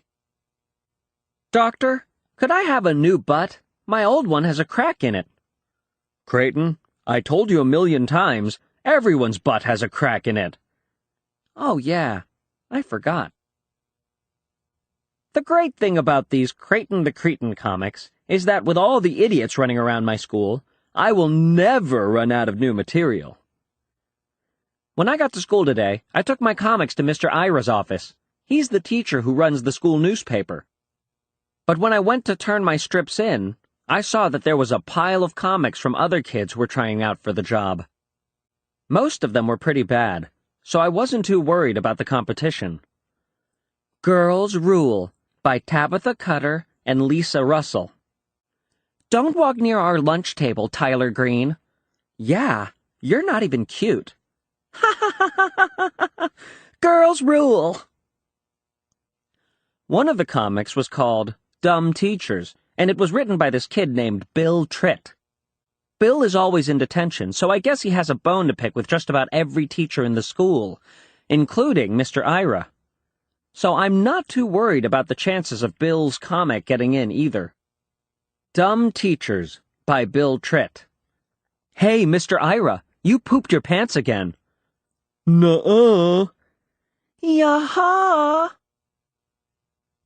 There were actually 1 or 2 decent comics in the bin, but I slipped them under a pile of paperwork on Mr. Ira's desk. Hopefully, those ones won't turn up until I'm in high school. Thursday. Today, during morning announcements, I got the news I was hoping for. And the new cartoonist for the school paper is Greg Heffley. The paper came out today at lunchtime, and everyone was reading it. I really wanted to pick up a copy to see my name in print, but I decided to just play it cool for a while instead. I sat at the end of the lunch table so there would be plenty of room for me to start signing autographs for my new fans. But nobody was coming over to tell me how great my comic was, and I started to get the feeling something was wrong. I grabbed a paper and went into the bathroom to check it out, and when I saw my comic, I practically had a heart attack. Mr. Ira told me he had made some minor edits to my comic.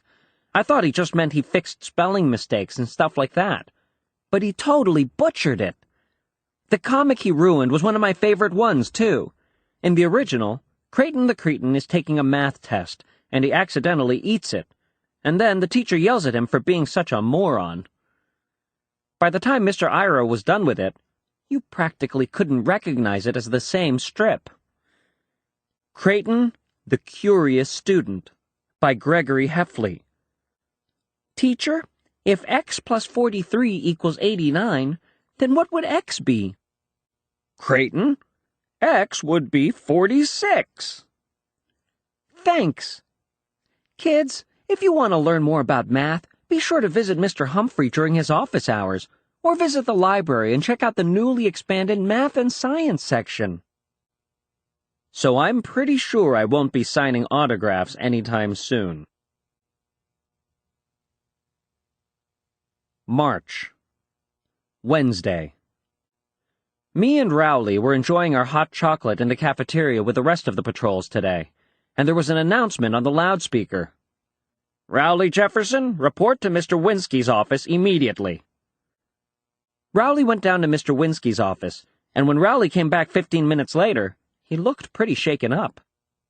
Apparently, Mr. Winsky got a call from a parent who said they witnessed Rowley terrorizing the kindergartners when he was supposed to be walking them home from school. And Mr. Winsky was really mad about it. Rowley said Mr. Winsky yelled at him for about 10 minutes and said his actions disrespected the badge. You know, I think I might just know what this is all about. Last week, Rowley had to take a quiz during fourth period, so I walked the kindergartners home on my own. It had rained that morning, and there were a lot of worms on the sidewalk. So I decided to have some fun with the kids, and kind of chased them around for a while. But some neighborhood lady saw what I was doing, and she yelled at me from her front porch. It was Mrs. Irvine, who was friends with Rowley's mom. She must have thought I was Rowley, because I was borrowing his coat, and I wasn't about to correct her either. I forgot about the whole incident until today. Anyway, Mr. Winsky told Rowley he's going to have to apologize to the kindergartners tomorrow morning, and that he's suspended from patrols for a week. I knew I should probably just tell Mr. Winsky it was me who chased the kids with the worms, but I wasn't ready to set the record straight just yet. I knew if I confessed, I'd lose my hot chocolate privileges. And that right there was enough to make me keep quiet for the time being. At dinner tonight, Mom could tell something was bothering me, so she came up to my room afterward to talk. I told her I was in a tough situation, and I didn't know what to do. I gotta give Mom credit for how she handled it. She didn't try to pry and get all the details. All she said was that I should try to do the right thing, because it's our choices that make us who we are. I figure that's pretty decent advice, but I'm still not 100% sure what I'm going to do tomorrow. Thursday. Well, I was up all night tossing and turning over this Rowley situation, but I finally made up my mind. I decided the right thing to do was to just let Rowley take one for the team this time around. On the way home from school, I came clean with Rowley and told him the whole truth about what happened, and how it was me who chased the kids with the worms. Then I told him there were lessons we could both learn from this. I told him I learned to be more careful about what I do in front of Mrs. Irvine's house, and that he learned a valuable lesson too, which is this: be careful about who you lend your coat to. To be honest with you, my message didn't seem to be getting through to Rowley. We were supposed to hang out after school today, but he said he was just going to go home and take a nap. I couldn't really blame him, because if I didn't have my hot chocolate this morning, I wouldn't have had much energy either. When I got home, Mom was waiting for me at the front door. "Did you do the right thing?" she asked. "Oh, yeah," I said. Mom took me out to get some ice cream as a special treat, and what this whole episode has taught me is that every once in a while, it's not such a bad idea to listen to your mother. Tuesday. There was another announcement on the loudspeaker today, and to be honest with you, I kind of figured this one was coming.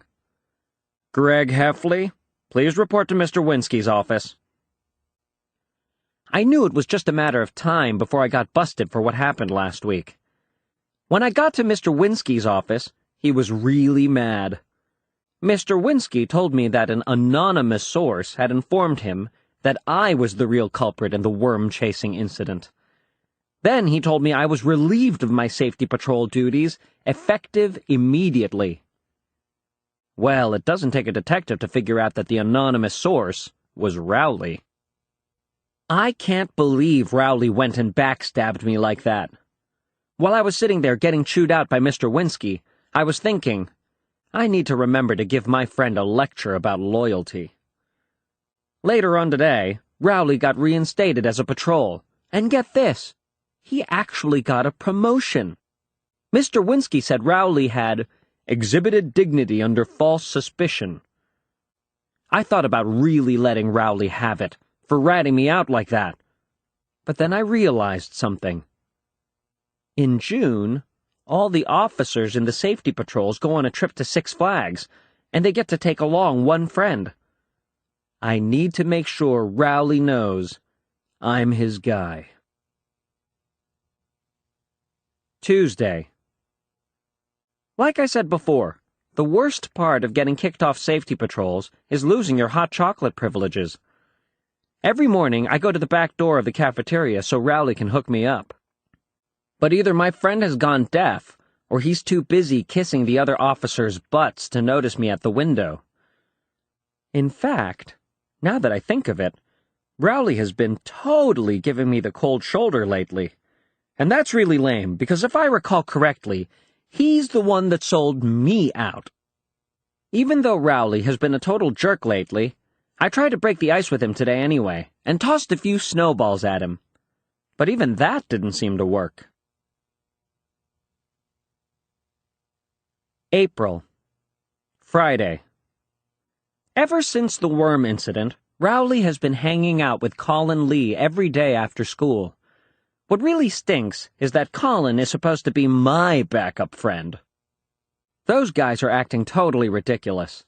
Today, Rowley and Colin were wearing these matching best friends t-shirts, and it made me just about want to vomit.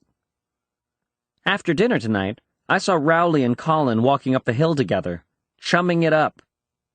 Colin had his overnight bag, so I knew they were going to do a sleepover at Rowley's. And I thought, well, two can play at that game. The best way to get back at Rowley was to get a new best friend of my own. But unfortunately, the only person who came to mind right at that moment was Fregley. I went up to Fregley's with my overnight bag so Rowley could see I had other friend options too. When I got there, Fregley was in his front yard stabbing a kite with a stick. That's when I started to think maybe this wasn't the best idea after all. But Rowley was in his front yard, and he was watching me, so I knew there was no turning back. I invited myself into Fregley's house. His mom said she was excited to see Fregley with a playmate, which was a term I was not too enthusiastic about. Me and Fregley went upstairs to his room. Fregley tried to get me to play Twister with him, so I made sure I stayed 10 feet away from him at all times. I decided that I should just pull the plug on this stupid idea and go home, but every time I looked out the window, Rowley and Colin were still in Rowley's front yard. I didn't want to leave until those guys went back inside. But things started to get out of hand with Fregley pretty quickly. When I was looking out the window, Fregley broke into my backpack and ate the whole bag of jelly beans I had in there. Fregley's one of those kids who's not supposed to eat any sugar, so 2 minutes later, he was bouncing off the walls. Fregley started acting like a total maniac, and he chased me all around his upstairs. I kept thinking he was going to come down off of his sugar high, but he didn't. Eventually, I locked myself in his bathroom to wait him out. Around 11:30, it got quiet out in the hallway. That's when Fregley slipped a piece of paper under the door. I picked it up and read it. Dear Gregory, I'm very sorry I chased you with a booger on my finger. Here, I put it on this paper so you can get me back. That's the last thing I remember before I blacked out. I came to my senses a few hours later. After I woke up, I cracked the door open, and I heard snoring coming from Fregley's room, so I decided to make a run for it. Mom and Dad were not happy with me for getting them out of bed at 2 in the morning, but by that point, I could really care less. Monday. Well, me and Rowley have officially been ex-friends for about a month now, and to be honest with you, I'm better off without him. I'm glad I can just do whatever I want without having to worry about carrying all that dead weight around. Lately, I've been hanging out in Roderick's room after school and going through his stuff. The other day, I found one of his middle school yearbooks. Roderick wrote on everybody's picture in his yearbook, so you can tell how he felt about all the kids in his grade. He would write above each kid's head, jerk or cool. Every once in a while, I see Roderick's old classmates around town, and I have to remember to thank Roderick for making church a lot more interesting. But the page in Roderick's yearbook that's really interesting is the class favorites page. That's where they put pictures of the kids who get voted most popular and most talented and all that. You know, this class favorites thing has really got my gears turning. If you can get yourself voted onto the class favorites page, you're practically an immortal. Even if you don't live up to what you got picked for, it doesn't really matter, because it's on permanent record. Like Bill Watson. People still treat Bill Watson like he's something special, even though he ended up dropping out of high school. We still run into him at the food barn every once in a while. So here's what I'm thinking. This school year has been kind of a bust, but if I can get voted as a class favorite, I'll go out on a high note. I've been trying to think of a category I have a shot at. Most popular and most athletic are definitely out, so I'm going to have to find something that's a little bit more in reach. At first, I thought maybe I should wear really nice clothes for the rest of the year, so I can get best dressed. But that would mean I would have to get my picture taken with Jenna Stewart, and she dresses like a pilgrim.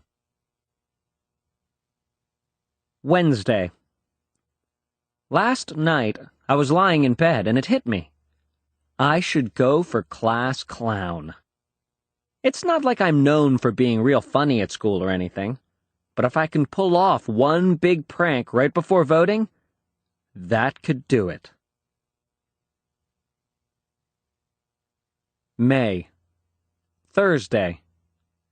Today I was trying to figure out how I was going to sneak a thumbtack onto Mr. Worth's chair in history when he said something that made me rethink my plan. Mr. Worth told us he has a dentist's appointment tomorrow, so we're going to have a substitute. Subs are like comic gold. You can say just about anything you want, and you can't get in trouble. I could see it now. Greg Heffley, will you please do this problem? Your mama. Excuse me? Your big fanny granny. Well, I hardly think that's your slap-happy grandpappy. Friday. I walked into my history class today, ready to execute my plan. But when I got to the door, guess who the substitute teacher was? Of all the people in the world to be our sub today, it was Mom. I thought Mom's days of getting involved at my school were over. She used to be one of those parents who came in to help out in the classroom, but that all changed after Mom volunteered to be a chaperone for our field trip to the zoo when I was in 3rd grade. Mom had prepared all sorts of material to help us kids appreciate the different exhibits, but all anyone wanted to do was watch animals go to the bathroom. Anyway, Mom totally foiled my plan to win class clown. I'm just lucky there's not a category called Biggest Mama's Boy, because after today, I'd win that one in a landslide. She actually brought me my lunch. Wednesday. The school paper came out again today. I quit my job as school cartoonist after Creighton the Curious Student came out, and I didn't really care who they picked to replace me. But everyone was laughing at the comics page at lunch, so I picked up a copy to see what was so funny. And when I opened it up, I couldn't believe my eyes. It was Zoo-wee Mama.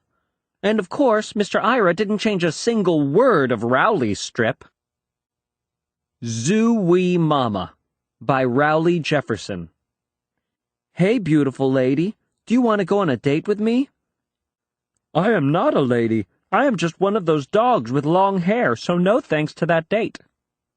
Zoo-wee Mama. So now Rowley's getting all the fame that was supposed to be mine. Even the teachers are kissing Rowley's butt. I almost lost my lunch when Mr. Worth dropped his chalk in history class and said, Zoo-wee, Mama. Monday. This Zoo-wee Mama thing has really got me worked up. Rowley is getting all the credit for a comic that we came up with together. I figured the least he could do was put my name on the strip as the co-creator. So I went up to Rowley after school and told him that's what he was going to have to do. But Rowley said, Zooey Mama was all his idea, and that I didn't have anything to do with it. I guess we must have been talking pretty loud, because the next thing you knew, we attracted a crowd. The kids at my school are always itching to see a fight. Me and Rowley tried to walk away, but those guys weren't going to let us go until they saw us throw some punches. I've never been in a real fight before, so I didn't know how I was supposed to stand or hold my fists or anything. And you could tell Rowley didn't know what he was doing either, because he just started prancing around like a leprechaun. I was pretty sure I could take Rowley in a fight, but the thing that made me nervous was the fact that Rowley takes karate. I don't know what kind of hocus-pocus they teach in Rowley's karate classes, but the last thing I needed was for him to lay me out right there on the blacktop. Before me or Rowley made a move, there was a screeching sound in the school parking lot. A bunch of teenagers had stopped their pickup truck, and they started piling out. I was just happy that everyone's attention was on the teenagers instead of me and Rowley, but all the other kids took off when the teenagers started heading our way. And then I realized that these teenagers looked awfully familiar. That's when it hit me. These were the same guys who chased me and Rowley around on Halloween night, and they had finally caught up with us. But before we could make a run for it, we had our arms pinned behind our backs. Those guys wanted to teach us a lesson for taunting them on Halloween night, and they started arguing over what they should do with us. But to be honest with you, I was more concerned about something else. The cheese was only a few feet from where we were standing on the blacktop, and it was looking nastier than ever. The big teenager must have caught my eye, because the next thing I knew, he was looking at the cheese, too. And I guess that gave him the idea he was looking for. Rowley got singled out first. The big kid grabbed Rowley and dragged him over to the cheese. Now, I don't want to say exactly what happened next, because if Rowley ever tries to run for president and someone finds out what these guys made him do, he won't have a chance. So I'll put it to you this way. They made Rowley E-A-T, the cheese. I knew they were going to make me do it, too. I started to panic, because I knew I wasn't going to be able to fight my way out of this situation. So I did some fast talking instead. I said, "I would, but I'm allergic to dairy." And believe it or not, it actually worked. "You're lucky, punk." I know. I guess the teenagers were satisfied they had made their point, because after they made Rowley finish off the rest of the cheese, they let us go. They got back in their truck and took off down the road. Me and Rowley walked home together, but neither one of us really said anything on the way back. I thought about mentioning to Rowley that maybe he could have pulled out a couple of his karate moves back there, but something told me to hold off on that thought for right now. Tuesday. At school today, the teachers let us outside after lunch. It took about 5 seconds for someone to realize the cheese was missing from its spot on the blacktop. Everybody crowded around to look at where the cheese used to be. Nobody could believe it was actually gone. People started coming up with these crazy theories about what happened to it. Somebody said that maybe the cheese grew legs and walked away. It took all my self-control to keep my mouth shut, and if Rowley wasn't standing right there, I honestly don't know if I could have kept quiet. A couple of the guys who were arguing over what had happened to the cheese were the same ones who were egging me and Rowley on yesterday afternoon. So I knew it wasn't going to be long before someone put 2 and 2 together and figured out that we must have had something to do with it. Rowley was starting to panic, and I don't blame him either. If the truth ever came out about how the cheese disappeared, Rowley would be finished. He'd have to move out of the state, and maybe even the country. That's when I decided to speak up. I told everyone that I knew what happened to the cheese. I said I was sick of it being on the blacktop, and I just decided to get rid of it once and for all. For a second there, everyone just froze. I thought people were going to start thanking me for what I did. But boy, was I wrong. I really wish I had worded my story a little differently, because if I threw away the cheese, guess what that meant? It meant that I have the cheese touch. June. Friday. Well, if Rowley appreciated what I did for him last week, he hasn't said it. But we've started hanging out after school again, so I guess that means me and him are back to normal. I can honestly say that so far, having the cheese touch hasn't been all that bad. It got me out of doing the square dance unit in phys ed because no one would partner up with me, and I've had the whole lunch table to myself every day. Today was the last day of school, and they handed out yearbooks after 8th period. I flipped to the class favorites page, and there, wearing a Zoo Wee Mama t-shirt, was class clown Rowley Jefferson. All I can say is, if anyone wants a free yearbook, they can dig one out of the trash can in the back of the cafeteria. You know, Rowley can have class clown for all I care, but if he ever gets too big for his britches, I'll just remind him that he was the guy who ate the you-know-what.